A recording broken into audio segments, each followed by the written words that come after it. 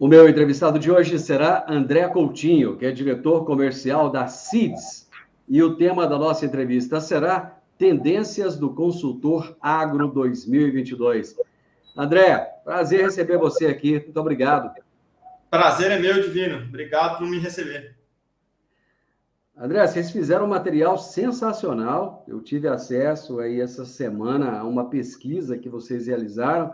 Cara, que show! Bem estratificado, com muitas informações. Eu fiquei impressionado com tudo aquilo que vocês conseguiram compilar nessa pesquisa, cara, que é da MarkStrat e da Seeds. Eu gostaria que você explicasse para a nossa audiência qual o objetivo dessa pesquisa. Legal, Divino. Pois é, um material que ficou muito bom mesmo. A gente tem uma parceria muito bacana com a MarketStrat, que é uma consultoria fantástica aqui do agro. Criamos essa pesquisa para realmente entender melhor a cabeça aí do vendedor, entender melhor o comportamento dessa força de vendas, entender como que eles se relacionam com os seus clientes e com os seus empregadores, né, com as indústrias, com as distribuidoras. Então, foi um material pensado aqui em entender melhor esse segmento e poder, claro, devolver depois essas informações. Um dos grandes objetivos é devolver essas informações tanto para os participantes e as forças de vendas, quanto, é claro, para as empresas ali que trabalham com elas. André, de que forma assim, vocês esperam que essa análise do comportamento dos consultores de vendas das diversas cadeias do agro seja utilizada? Olha, Divino, eu vejo que tem muito insight legal aqui, muita informação interessante e conhecimento bacana que a gente trouxe. E espero que os parceiros com quem a gente vai se reunir, os parceiros da MarketStrat, que hoje já atendem aí mais de 400 clientes também, são bastante conhecidos no meio, que eles possam se beneficiar com essas informações e começar a pensar, de fato, como melhor endereçar ali as demandas identificadas pelas forças de venda. No fundo, o que a gente quer é uma cadeia mais eficiente, são vendedores, ali, consultores de vendas mais satisfeitos também, que consigam atingir seus objetivos e que tenham aí um bom relacionamento, né, com as empresas que os empregam. Quantos consultores, André, vocês chegaram a ouvir para criar essa base de dados? Divino, foi bastante gente. A gente, hoje, na Seeds, tem uma base de usuários grande, um pouco mais aí de 10 mil vendedores já dentro da Seeds, e foi por isso até que foi de muito sucesso a parceria com a MarketStrat, porque a gente tem uma base de usuários grande e um ferramental tecnológico bacana para conseguir chegar nesses vendedores todos. Fizemos alguns recortes para ter uma base interessante, selecionamos dentro desses usuários e chegamos ali a mais de 400, se não me engano, 415 respondentes da pesquisa, que é, de novo, bastante gente. Já dá para ter uma bela ideia, acho que é uma boa representatividade da cabeça mesmo, do que pensa, dos comportamentos, dos hábitos aí dos vendedores de insumos do Brasil. Quais foram as principais características que vocês levaram em consideração? Porque era muita gente, você falou assim, de uma base de 10 mil, desses 10 mil vocês chegaram a 400. Né? O que vocês buscaram de características demográficas?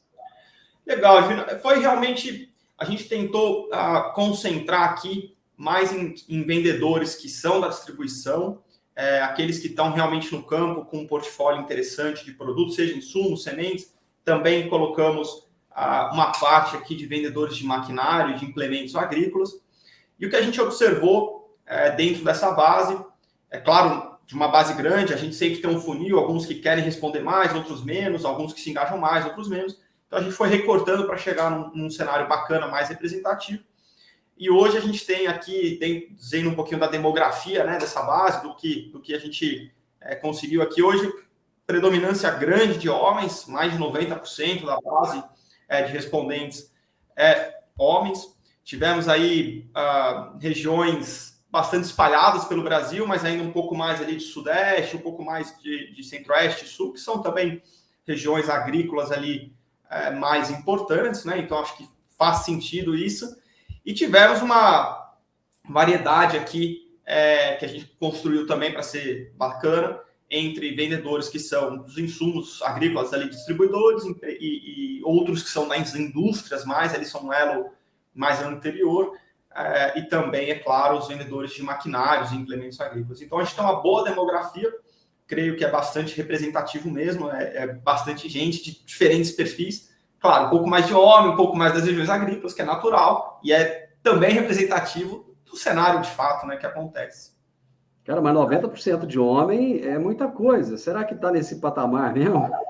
É bastante, talvez não tanto, talvez não, pela minha experiência em visitas, talvez não seja 90, mas certamente ainda há uma predominância grande de consultores homens, mas acredito que hoje cada vez mais tem se igualado. Pela minha experiência ao longo dos anos, aí de 10 anos que eu estou no setor e visitando clientes e participando aí de feiras, eventos, vejo que sim, tem aumentado a participação das mulheres aí, consultoras de vendas.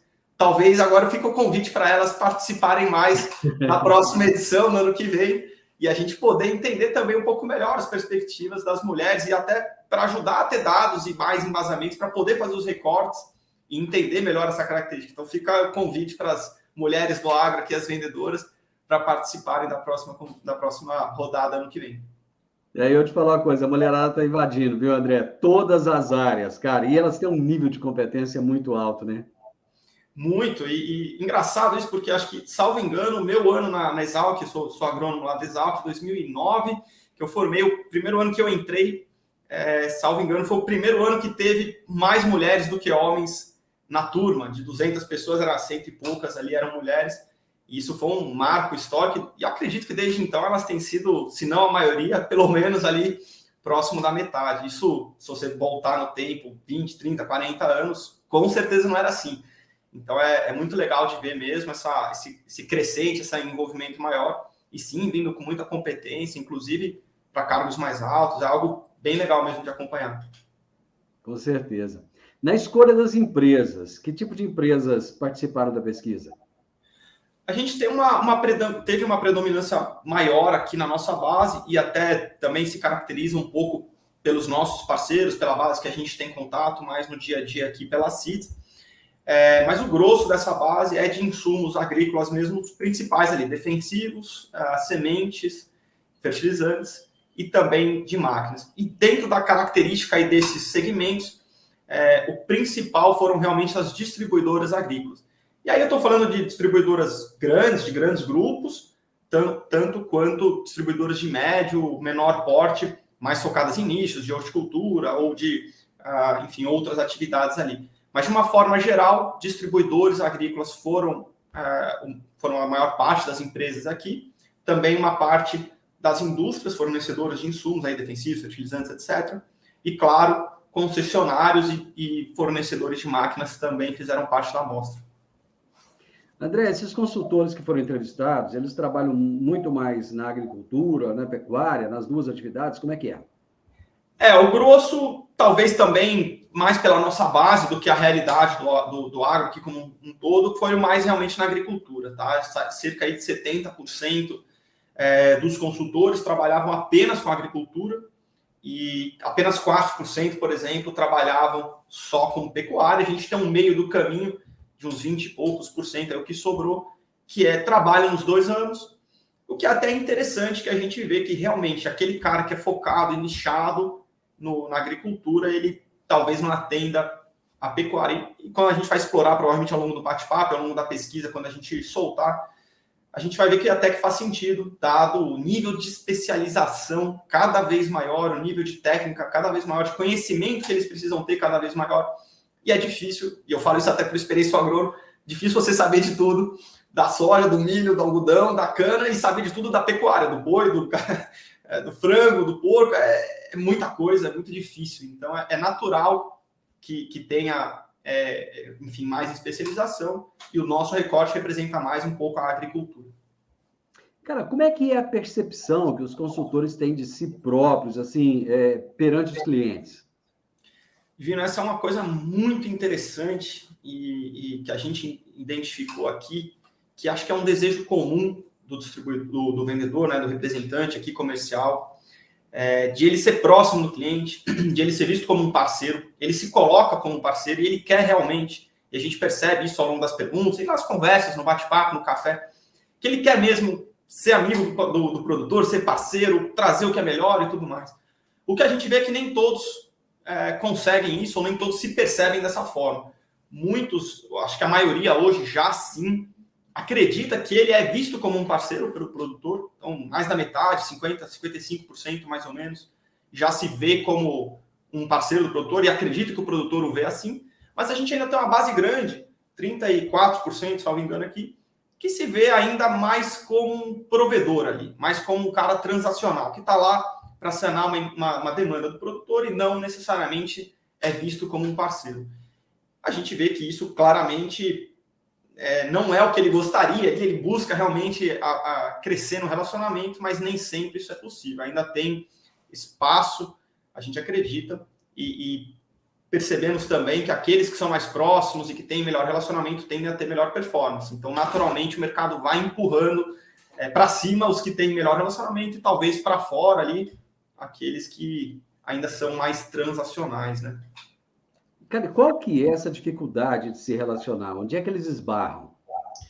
Essa pergunta, acho que é a pergunta de $1 milhão. E, de fato, existe uma dificuldade grande aqui. Acho que é uma mistura, talvez, de produtores que muitas vezes, por um lado, vão ficando mais profissionais e têm suas próprias equipes e talvez busquem menos no consultor externo informações. Talvez é uma mistura de serem, às vezes, consultores que são mais novos ou que não têm as habilidades, falta ali um treinamento específico para isso, falta realmente ele entender como se posicionar melhor. Então, acho que são vários fatores aqui, Divino. É difícil pincelar um apenas, mas eu diria aqui que, com certeza, tem espaço tanto do ponto de vista ali de treinamento, do ponto de vista de suporte, para que esses vendedores cheguem no produtor com uma oferta robusta, cheguem no momento certo, tenham inteligência de quando visitar esse parceiro, de o que levar, e isso, claro, aquele cara que chega na hora certa, com a oferta certa, no produtor certo, vai ser melhor que isso e tem melhor chance de construir um relacionamento. Quanto acho do outro lado, o produtor também entender que, de repente, não é só o time dentro de casa, ou só as informações que ele tem, mas que esse consultor pode estar muito bem intencionado e que esse cara pode trazer novidades para ele, que vale a pena ouvir, parar um minuto, ouvir o que esse cara tem para dizer. Então, mas é difícil de dizer, viu, Divino? É difícil de pincelar um motivo específico. Eu não sei se a pesquisa chegou a tocar nesse ponto, mas, de certa forma, você acha que a pandemia pode ter criado um pouco de barreira aí? Sim, a gente vê algumas coisas interessantes que a própria pesquisa mostra sobre isso, né? O uso do WhatsApp, por exemplo, é mais do que predominante aqui e domina brutalmente os meios de comunicação. Por um lado, excelente, ganha-se celeridade, ganha-se conexão mais rápida, mais fácil, na ponta, né, do dia a dia ali, imediata. Por outro lado, traz ali talvez alguns desafios do contato humano, do relacionamento ali, de realmente olhar no olho. E a gente vê que quanto mais distante se fica e mais via alguma tecnologia ali talvez que não favorece esse contato, também mais transacional é virando o relacionamento. Isso é natural. Então, uma coisa interessante que a gente observa, e talvez não necessariamente 100% disso está na pesquisa, que é mais uma percepção que a gente tem, é de que aquele bom vendedor, que tinha um bom relacionamento com o seu cliente, que era próximo, que sempre está lá levando novidade, visitando na hora certa, com a oferta certa e tudo mais, esse vendedor sobreviveu bem à pandemia e continuava sendo recebido, apesar ali das dificuldades de estar próximo e tudo mais, das restrições, ele acabava sempre ainda mantendo o relacionamento. Aquele que era mais transacional mesmo, que não necessariamente estava ali bem colocado, não tinha um relacionamento sólido, foi um bom momento para ele ser capinado. E o produtor fala, amigo, hoje não estou recebendo visita, talvez não. Isso mostra, talvez, muito aqueles que sobreviveram bem à pandemia, que até fortaleceram o relacionamento dos seus clientes. Acho que merecem aí os parabéns, realmente fizeram um bom trabalho. E talvez a pandemia tenha aproveitado, né, tenha sido um motivo, né, na verdade, ali, um fator para acabar empurrando para mais distante aqueles que não estavam já tão próximos, né? Ele acabou ficando na plaquinha da porteira, né? Acabou ficando na plaquinha. Exatamente. E aí não tem WhatsApp que salve, porque... Não tem não. Não tem jeito. André, como é que essas equipes de vendas estão organizadas, hein? Hoje a gente vê até, acho que uma boa resposta aqui que a gente teve, né, das equipes, elas estão bastante bem organizadas, estruturadas. As equipes, de uma forma geral, a gente percebe que tem os elos todos ali, do diretor até a pessoa fazendo, vamos dizer, suporte da venda. E isso foi uma surpresa positiva. A gente vê, apesar da maioria ainda ser equipes, a maioria das empresas respondentes, né, dos participantes, serem de equipes pequenas, até 20 pessoas, a gente vê que tem uma estrutura boa e ele se sente bem atendido. Porém, a gente vê que tem boa oportunidade aqui também. Quando a gente vê as empresas, a grande maioria já faz, por exemplo, ter os ATs, os atendimentos, os suportes ali de venda, né, mais técnicos, né, os assistentes. Acho que 86%, 87%, alguma coisa assim, tem essa figura, mas tem espaço, quer dizer, tem muito vendedor que precisa de suporte e não necessariamente enxerga na própria equipe que ele tem esse suporte. E a gente vai ver aqui, tem na pesquisa que mostra isso, tarefa importante do dia dele, talvez a mais importante, que é a parte de geração de demanda, e justamente tem uma oportunidade grande de esse vendedor ter esse apoio mais técnico e também, claro, poupar tempo, ter mais eficiência, conseguir melhor argumentação. Então, ao mesmo tempo que as equipes estão bem organizadas, a gente vê isso, tem oportunidade ainda, sempre tem bastante oportunidade. Cara, trabalhar com vendas não é uma coisa fácil. Tanto é que a maioria das pessoas não querem, apesar de poderem ganhar mais dinheiro trabalhando na área de vendas, mas ainda tem muitas restrições, até porque a cobrança é diária, né? E todo mundo tem meta para cumprir. Vendedor que não cumpre meta, ele está fora de mercado. Como é que está a performance dessas equipes de vendas em relação às suas metas?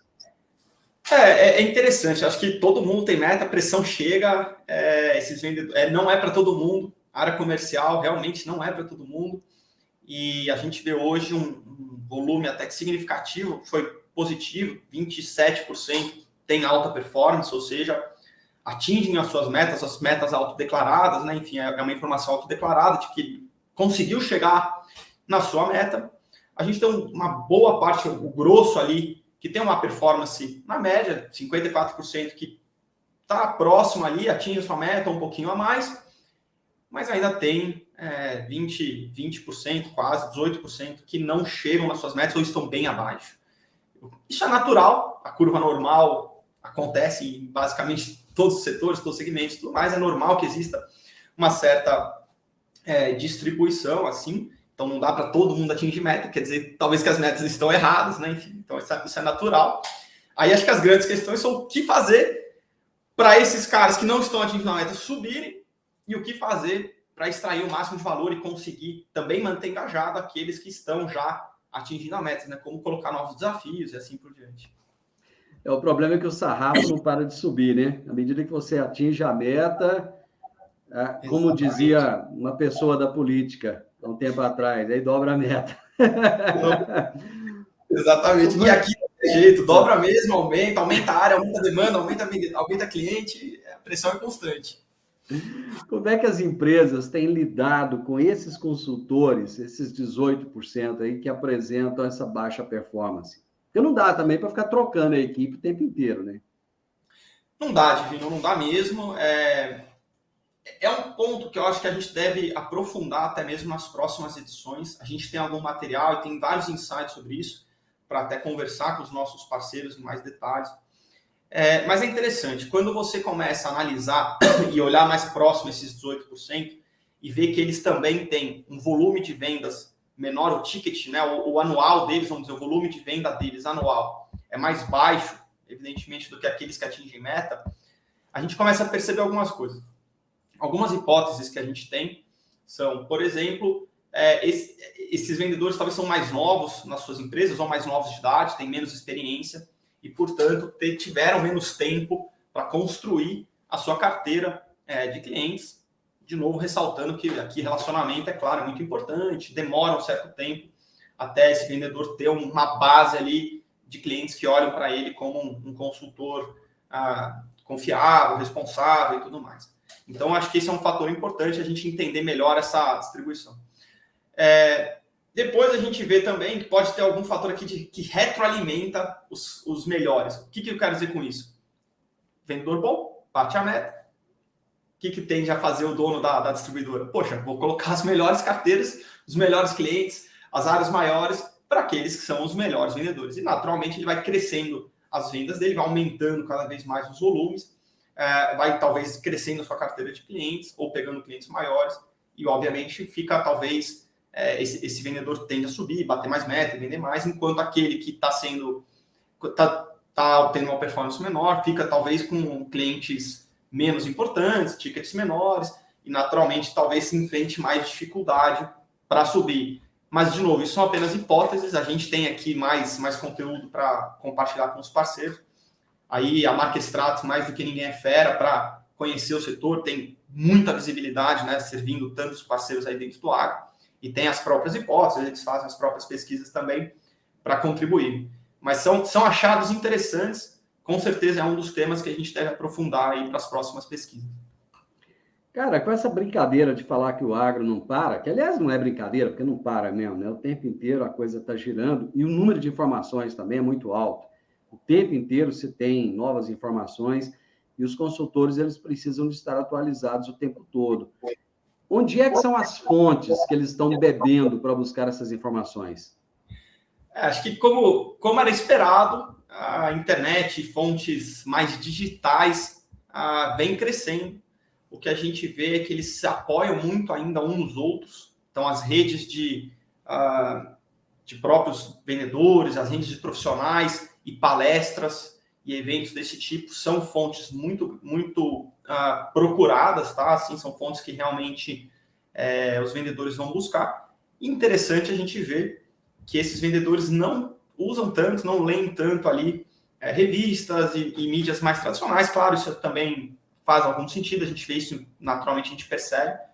E engraçado que a gente vê as empresas investindo muito, mandando informes, mandando revistas, e é um número baixo aqui, eu não me lembro exatamente, mas acho que em torno de 4% apenas que se informa em revistas. Então, a gente vê que talvez os esforços, às vezes, de levar informações para esses clientes não sempre estão bem casados aí com as empresas. Tá? Cara, mas quais são...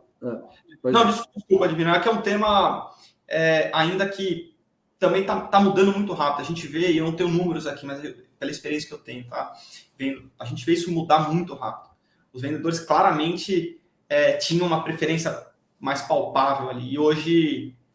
já confiam mais em cursos online, coisas desse tipo. Vai ser interessante, desculpa aí, só queria completar, que acho que vai ser muito interessante acompanhar isso nos próximos anos e ver se essa tendência ela prossegue e se realmente os conteúdos digitais, as novas mídias, etc., mantém esse cara interessado e forma aí, vai formando as opiniões, vai sendo uma fonte recorrente, ou se isso é fogo de palha, vai cair, eles vão voltar talvez para os meios mais tradicionais. Volta não. Volta não, eu acho que vai acelerar isso aí, viu, André? Cara, quais são as atividades, assim, no dia a dia de trabalho desses consultores? Porque quando esse cara acorda, ele já tem 1 ou 2 leões atrás dele, né? A principal atividade que a gente vê, Divino, que eles realmente falam ali, que é, assim, que consome mais tempo e que é a coisa mais importante que ele faz, é a geração de demanda de venda. O que isso quer dizer? Visitar lá o produtor, fazer o lado a lado, fazer o dia de campo, estar na fazenda realmente buscando demanda.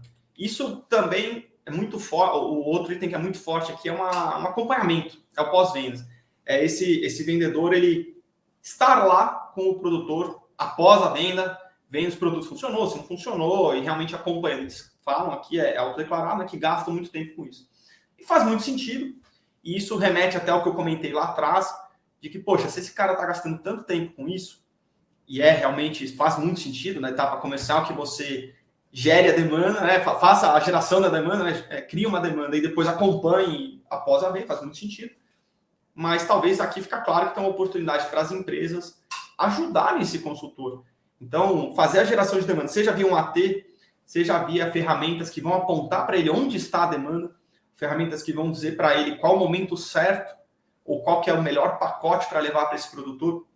ele poder ser um pouco mais passivo e menos ativo em lá, caçar, prospectar, e ele poder ser, de fato, alguém que já recebe algo mais pronto para poder atuar com o cliente.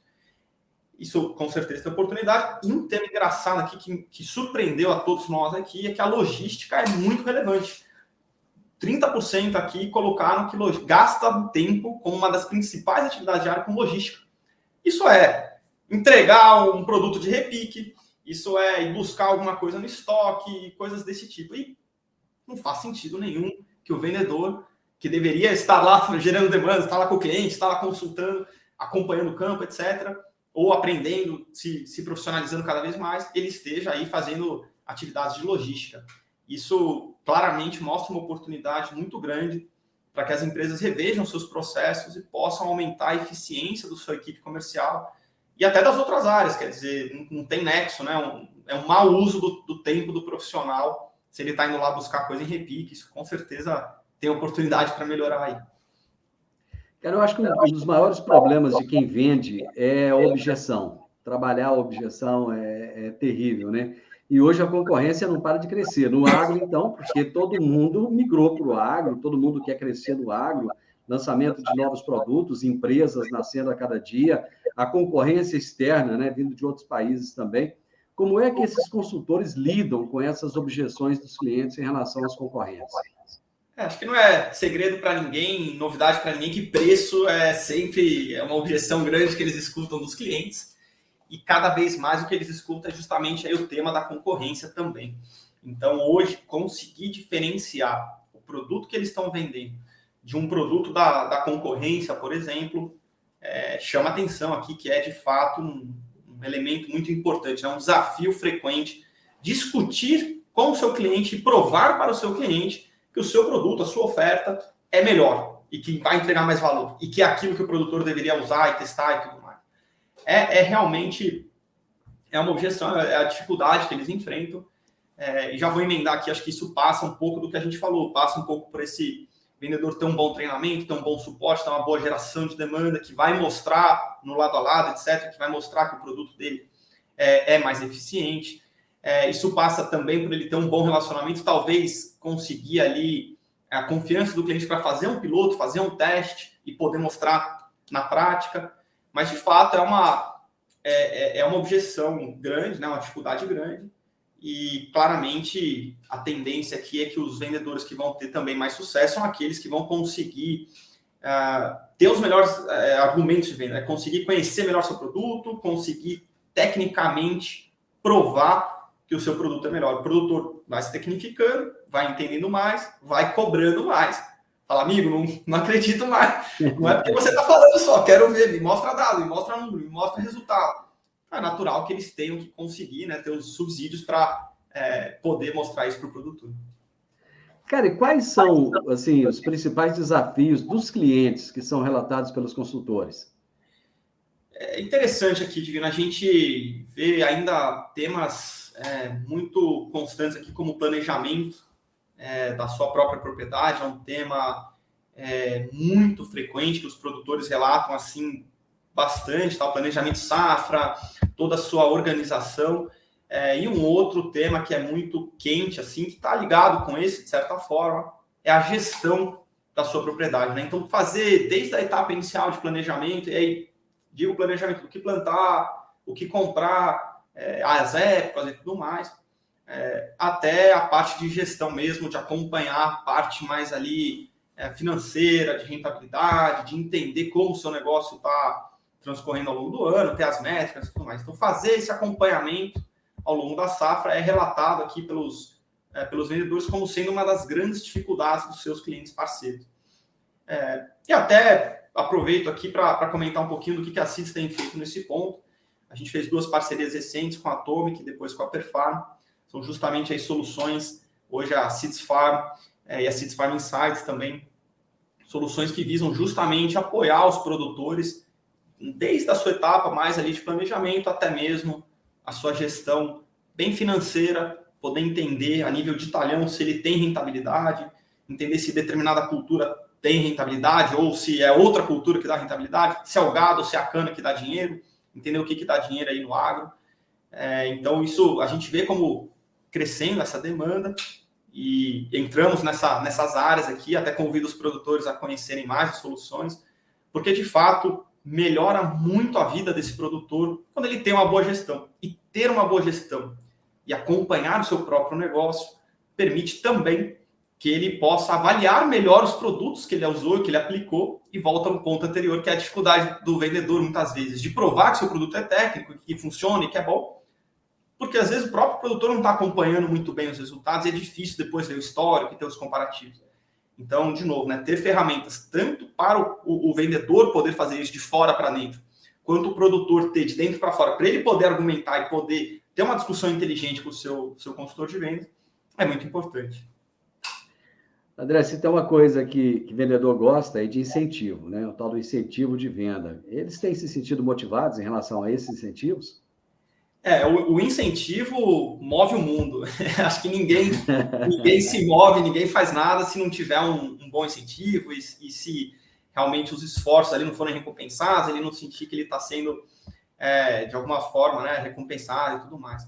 E sim, a gente vê hoje os incentivos também cada vez mais presentes na cadeia e de formas cada vez mais sofisticadas.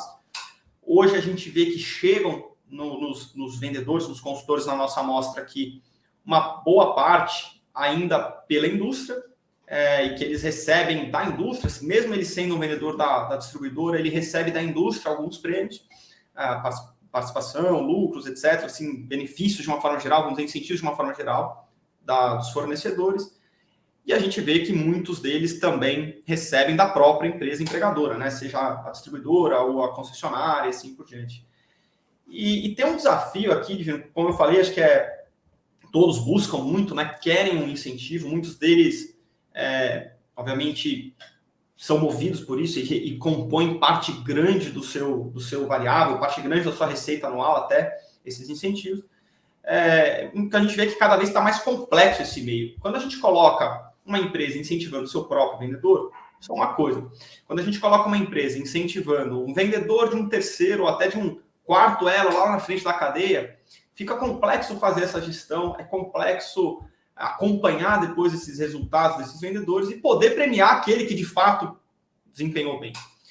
E os vendedores muitas vezes sentem falta na clareza dos programas, vem complexidade nas regras, depois atraso nos recebimentos. Então, 80% fala, poxa, queria mais clareza na regra da premiação. 66% fala, poxa, é lento, chega muito atrasado. Natural do ciclo do negócio, né, que chega atrasado muitas vezes, chega lá no final do ano safra. Então, hoje até a própria CIDS entra aí com um conjunto de ferramentas para tentar melhorar esse cenário. Mas, resposta longa aqui para uma coisa básica, que é sim, incentivo, é o que move, é o que gira a agulha lá na frente, divino.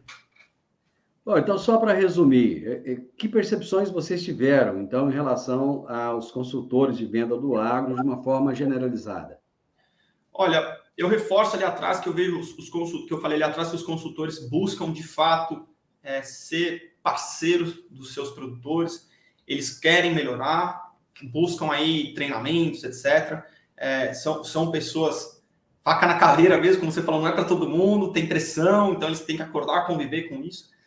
A gente vê que esse vendedor ele está se tecnificando, está melhorando, buscando soluções de tecnologia, buscando também, claro, vender mais e favorecer as marcas e parceiros que estão próximos com eles e que dão não só benefícios em dinheiro, mas que dão ali realmente incentivos alinhados com o que ele busca, que dão soluções para eles, que levam para eles facilidade e tudo mais.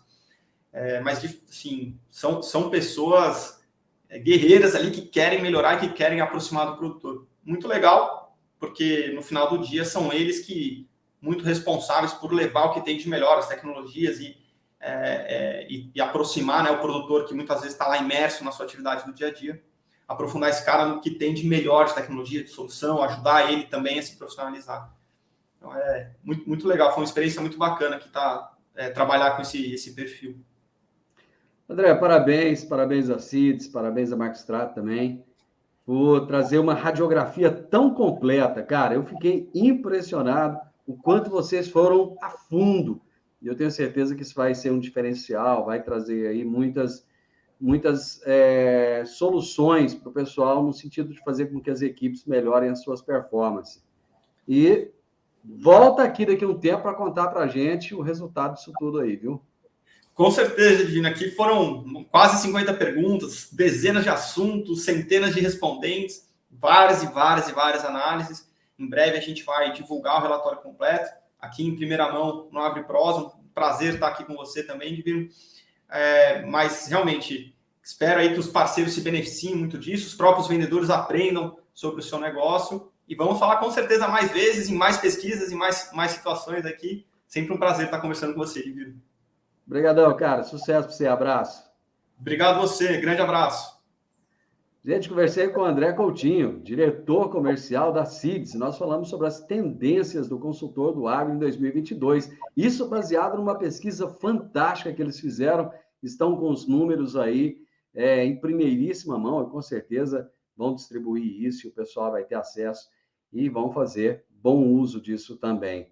Você gostou desse bate-papo? Eu adorei, eu tenho certeza que você gostou também. Se gostou, deixa então o seu like, deixa um comentário para a gente. O que você achou de tudo isso que o André trouxe para a gente, de resultados aí, de informações.